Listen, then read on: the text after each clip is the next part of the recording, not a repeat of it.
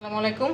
এই যে আজকে ভুড়ি রান্না হয়েছে, পরিষ্কার করে চুলাই দিচ্ছি সিদ্ধ করার জন্য পানি দিয়ে। এই যে হলুদ দিয়ে দেবে একটু,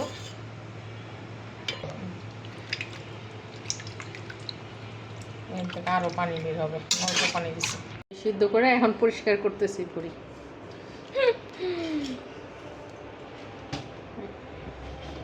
হয়ে গেছে, এখন আমি মাখায়া ভুড়িটা রান্না করব। দিয়ে দিলাম পেঁয়াজ, এখানে আছে আদা বাটা, মরিচ, হলুদ, জিরা না ধনিয়া, এটা গরম মশলা, রসুন আর জিরা আর গরম মশলা সবগুলো আমি দিয়ে দেব এখন।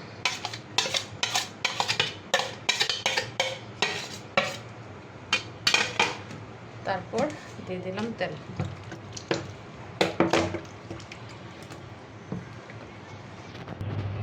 এখন এটা আমি ভালো করে মেখে নেব।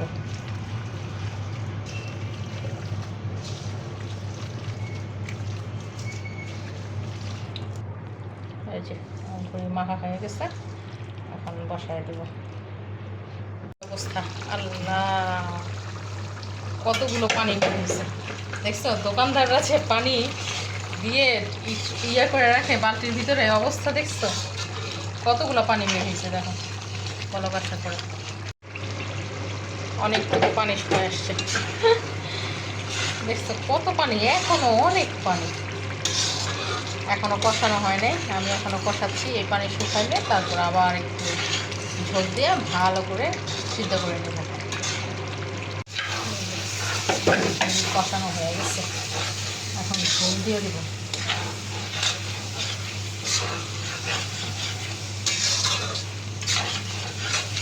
এক ঘন্টা লাগছে পানি শুকাইতে। এখন সিদ্ধ হওয়ার জন্য পানি দিয়ে দিতেছি। মুড়িতে একটু বেশি পানি দিব, সিদ্ধ হইতে সময় লাগে।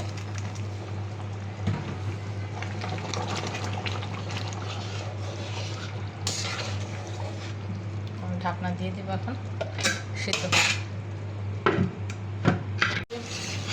আমার ভুড়ি হয়ে আসছে। এটা ভাজা ভাজা করবো, এখন একটু হালকা ঝোল আছে। আলু দেই না আজকে, একটু আলু দিয়ে টেস্ট করব যে আলু দিয়ে ভুড়িটা কেমন লাগে, এই জন্য একটু আলু দিয়ে ফেলাইলাম। আর জন্য আর ঝোল টোল কিছু দিব না, এখন একদম শুকায় পুরো ভাজা ভাজা করে ফেলবো। এই যে আমার ভুড়ি লাস্ট হয়ে গেছে, আমি এখন একটা কাঁচামরিচ দিয়ে এটা নামায় ফেলবো। এই যে